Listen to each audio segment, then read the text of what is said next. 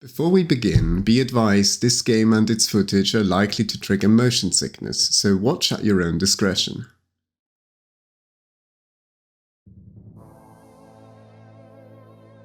The dissonant synths you hear as you start Rollerdrome already paint a good picture of this game's world. This is a corporate dystopia, and you are Kara Hassan, participant in the 2030 Rollerdrome Championship. A blood sport where you face off against enemies in a gladiator-style gun battle, all while on skates. It's a bleak future, yes, but it also absolutely rules.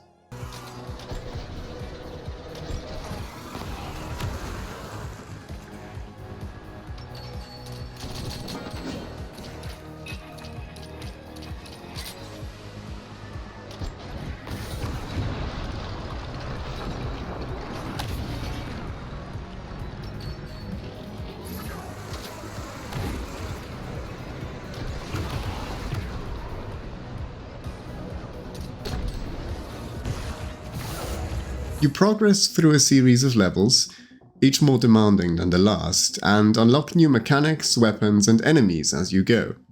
Each level comes with a list of challenges, some of which you will need to complete to advance to the next level. Most of these are easy enough to perform, so choose those which suit you best. Progress on these is saved even if you fail a level, and you can complete them one at a time if you wish.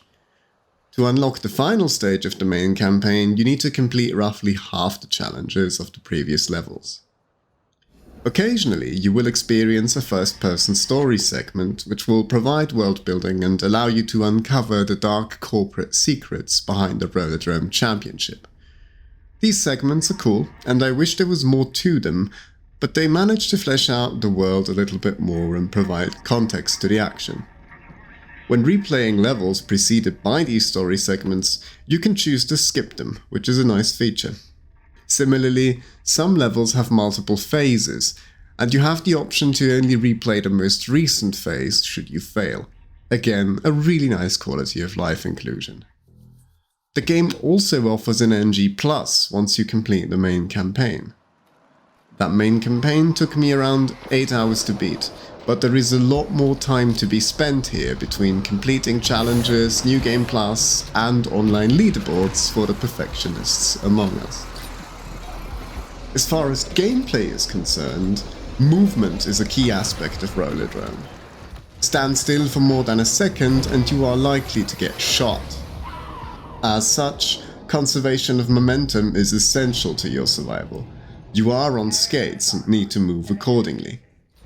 This might take you a minute to get used to, but is hugely rewarding once you start to master it. Your dodge can take you in any direction at the press of a button and is your best friend in evading enemy attacks. Your other best friend is reflex time. Press the button and you will briefly slow down time, giving you the breather you need to assess the situation and plan your next actions. This can also be used offensively, as you can unload your whole magazine in this mode. If you slow down time right after a perfect dodge, you'll go into super reflex time, increasing the damage you do. Skate, dodge, and jump your way past enemy attacks and make your own attack runs. Offensively, the game gives you 4 weapons to swap between, each suitable for different situations. Dual pistols that fire as quickly as you can pull the trigger, a shotgun that does bonus damage if you time your shots properly, an energy rifle that does more damage if you charge it, and a grenade launcher. Need I say more? The pistols and shotgun auto-target when you're in range, while the other weapons need to be aimed manually. Mastering these weapons is satisfying, and you will need to switch between them often to exploit enemy weaknesses. Another element of mastery lies in the game's trick system. You can perform skate tricks such as aerial grabs, grinds, spins, etc. and you need to perform these as performing tricks refills your ammo. Don't worry about falling as you cannot fail landings. The tricks also impact your momentum in a significant way, so it matters which tricks you perform in any given situation. With all these systems to master, this game is hard. But Rollerdrome's high contrast comic art style provides a visual clarity that helps you identify everything on screen and react accordingly. As someone that is easily overwhelmed by visual clutter, I really appreciate the care that went into this. Well done. If those tools don't quite suffice for you, there are options available to tailor the experience to you. You can adjust how much damage Kara takes, or even toggle invincibility. You can make reflex time infinite so you can slow down time as much as you want, give yourself infinite ammo, slow the game's speed, make certain shots easier to perform, and disable the gating of later levels behind challenge progression.